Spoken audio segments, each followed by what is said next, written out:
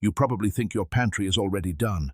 Shelves stacked, buckets sealed, a year of calories sitting quietly in the dark like money in the bank.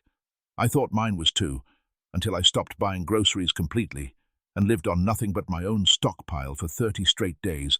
No store runs, no exceptions, no quiet cheating with a gas station snack when things got hard. And the first thing that broke wasn't the food itself. It was something nobody puts on a prepper checklist, something no can opener or Mylar bag can fix, and it doesn't show up until the very end of this list. A stockpile isn't tested by how much food sits in it. It's tested by 30 days of actually eating it, with nothing behind it to fall back on and nowhere else to turn when it gets hard. What I found wasn't one big dramatic failure. It was 7 small ones, stacked on top of each other, each one hiding behind the last. A missing nutrient, a missing resource, a bodily reaction, a hidden imbalance, a collapsing appetite, a draining energy level, and finally something no can opener, no supplement, and no amount of shelf space can fix. None of these foods are dramatic. None of them are the kind of thing you'd film for a survival channel. The early failures were the easy ones. The real one waited until the very end, and it's the one most people never see coming until they're already living it.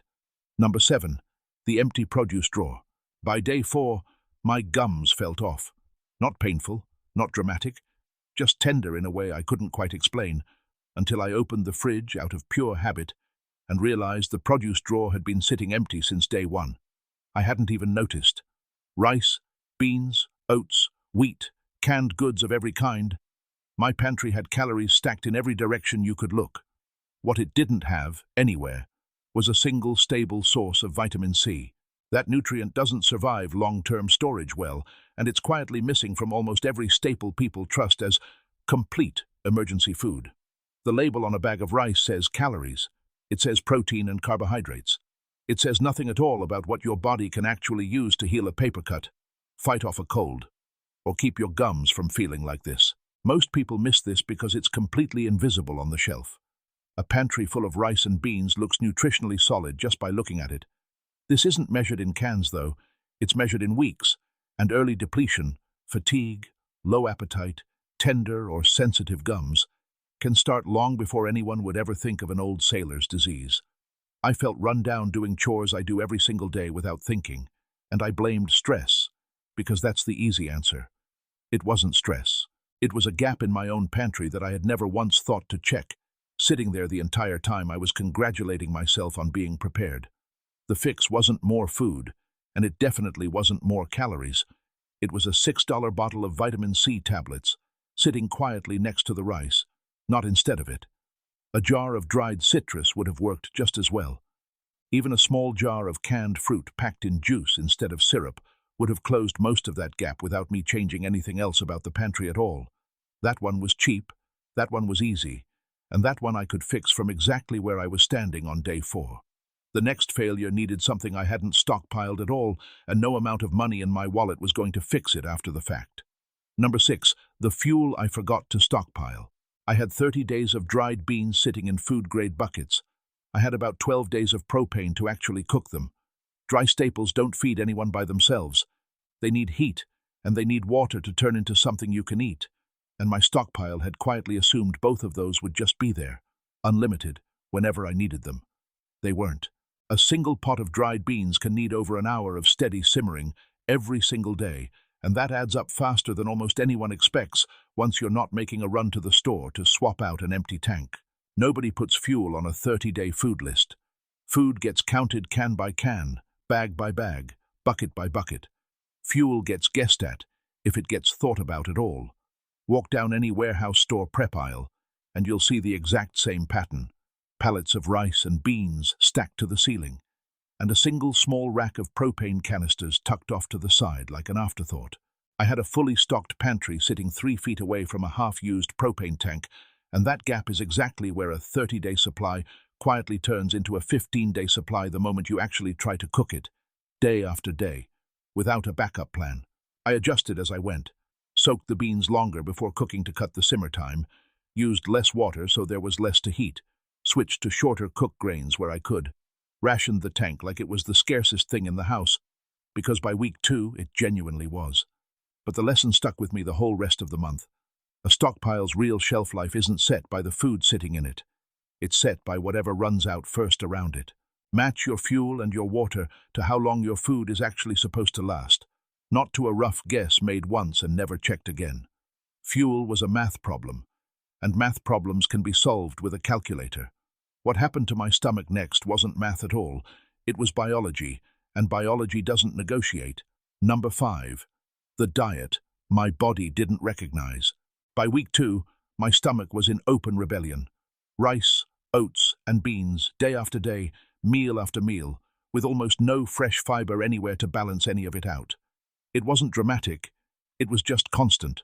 A low-grade discomfort that followed me through chores, through sleep, through everything, in a way that quietly wore me down more than any single bad meal ever could.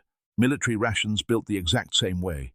Heavy starch, low variety, day after day, earned soldiers a blunt, unflattering nickname for exactly this reason. And by day 14 of my own experiment, I understood that nickname on a level I never expected to. This wasn't a shortage. The food was right there, sitting on the counter, plenty of it. My body simply wasn't ready for what I was feeding it, meal after meal, with no fresh produce anywhere in the mix. That's the part almost everyone overlooks completely.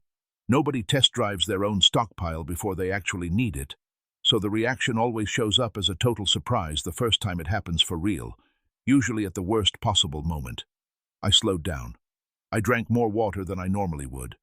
I added a little extra cooking oil to help things move through my system the way they were supposed to, and within a few uncomfortable days, my body adjusted on its own. But it never should have taken an actual emergency or a 30-day experiment to find any of this out the hard way. A stockpile should be practiced, not just purchased and forgotten in a closet. Rotate what you store every so often. Actually eat from it once in a while, on a normal week when nothing is at stake. So your body, and your entire plan, get tested early, back when the worst that can happen is a rough few days, instead of a rough month with nowhere else to turn. My stomach adjusted eventually. What I didn't notice adjusting at the same time, quietly, in the background, without a single symptom I could point to right away, was my blood pressure. Number 4. The sodium. Nobody warned me about.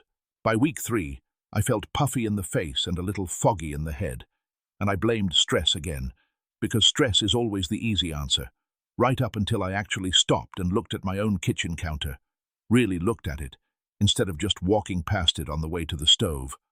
A full week's worth of empty cans, lined up in a row without me ever once planning to line them up like that. Canned soups, canned meats, canned vegetables, the exact same foods I had trusted as safe, shelf-stable, and dependable, were also quietly the exact foods stacking sodium into my system meal after meal after meal. The very preservation method that keeps a can safe on a shelf for years is the same one that quietly overloads your body the moment it becomes your entire diet, instead of just part of it. That's the twist most people never connect until they see it laid out in front of them. Canned food gets trusted because it's shelf-stable and convenient, not because anyone actually checked whether a whole week built around it is balanced. An all-canned week doesn't look dangerous sitting in a cart at the discount grocer. It looks efficient. It looks smart. Store-brand cans, warehouse multi-packs, whatever was cheapest per ounce. That's exactly the shelf logic that got me into this in the first place. It's only when you count the empty tins on your own counter, one by one, that the pattern actually shows up in a way you can't ignore anymore. I started rinsing canned vegetables under the tap before eating them, cutting a real amount of sodium off the top for almost no effort. I started alternating with dry cooked beans, instead of building every single meal around whatever can was closest to the opener. Preservation and nutritional balance are two completely separate problems, and solving one does absolutely nothing to solve the other. Mix in low-sodium options wherever you can find them. Don't let cans carry the entire week by themselves, no matter how convenient that feels in the moment. My body was struggling with all of this. What surprised me even more was that my appetite started struggling right alongside it. Number 3. The meals I stopped wanting to eat.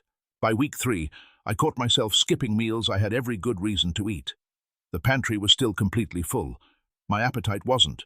Repetition does something that raw calories simply can't fix. It slowly wears down the actual want to eat, even when the nutrition on paper is completely fine, and the numbers all add up.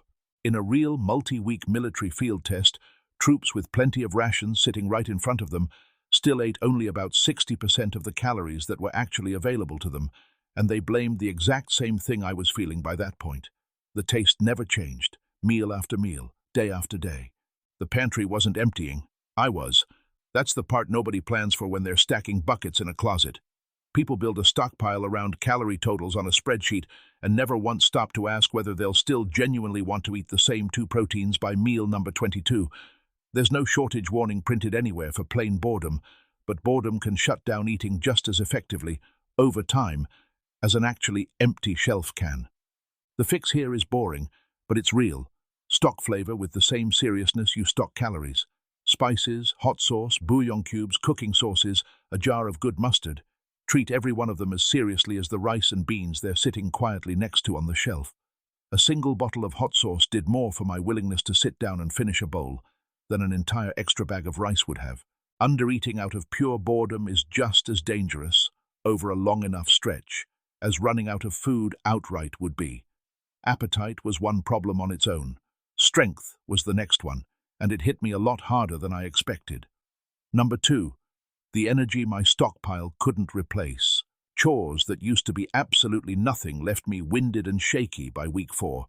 Not hungry at all, just weaker, in a way that didn't match how much food I was actually eating every single day. Plant-based staples give you calories. Sure, plenty of them. But the protein inside rice and beans is genuinely harder for your body to use than the protein it was used to getting. And under real physical work, that difference shows up fast, whether you're ready for it or not. Research comparing plant-based to animal-based ration protein backs this up directly. Plant sources digest more slowly and support real physical recovery noticeably less effectively once your body is actually being worked hard. I wasn't hungry, not even close. I just couldn't finish stacking firewood the way I could on day 1 of this whole experiment, and that gap between fed and functional caught me completely off guard. My hands were actually shaking a little by the last row, which had never once happened to me doing this exact chore before in my whole life. That's the real trap hiding here. A stockpile heavy on dry staples looks protein-rich on paper long before anyone actually tests it against real physical demand, the kind an actual emergency tends to bring with it. The category is technically there on the label. The function underneath it isn't. Not fully, not when it matters. I pulled in canned fish from the pantry and fresh eggs from my own coop, and within a few days, the strength genuinely came back. A stockpile built to help you sit out a disaster also has to support the real physical work that a disaster usually demands from you at the exact same time. Prioritize at least one complete, easily digested protein source every single day, not just calories that happen to be protein adjacent on a label. Every failure up to this point had been physical, one way or another. The last one wasn't physical at all, and it's the one most stockpiles never actually survive. Number 1. The one thing. No checklist measures. By day 28, I sat down and looked honestly at what my pantry had actually covered over the past month. Nearly every nutrient, nearly every calorie need, day after day, without ever once running dry. On paper, this stockpile had done its job completely, and it still almost failed anyway, because a stockpile is only ever as good as a household's actual willingness to eat it, day after day, without quietly giving up somewhere around week 3. Every other failure on this list had a real fix. A $6 bottle, a rinsed can, an extra egg from the coop. This last one doesn't have a product sitting on a shelf anywhere. It has to be practiced ahead of time before you ever need it for real. That's the twist that reframes this entire experiment. Buying a stockpile feels like finishing the job, like checking the last box on a very long list. Nobody budgets in any real way for the mental grind of actually living on it, for the 15th bowl of the exact same beans, for the version of yourself on day 1 who genuinely wouldn't have believed day 28 would feel anywhere near this hard. Add a spouse, a kid who won't touch the substitute protein, an in-law visiting mid-crisis, and the math gets worse, not better, no matter how well stocked the shelf behind you looks. Prepper guides that build complete one-year supplies still quietly warn that unfamiliar substitute proteins get pushed to the back of a shelf, untouched, unless a family has already tried them once calmly, before an actual crisis forced the issue. I didn't run out of food, not once, in 30 full days. I almost ran out of the will to keep eating what I had. The strongest stockpile isn't the one sitting behind the most cans. It's the one a family has already practiced eating together, so the day it actually matters isn't the very first time anyone at that table has tasted it. So here's what 30 days actually taught me, laid out plainly. The calories never failed. The vitamin C did. The food itself never failed. The fuel needed to cook it did. My stomach didn't fail because the food was bad.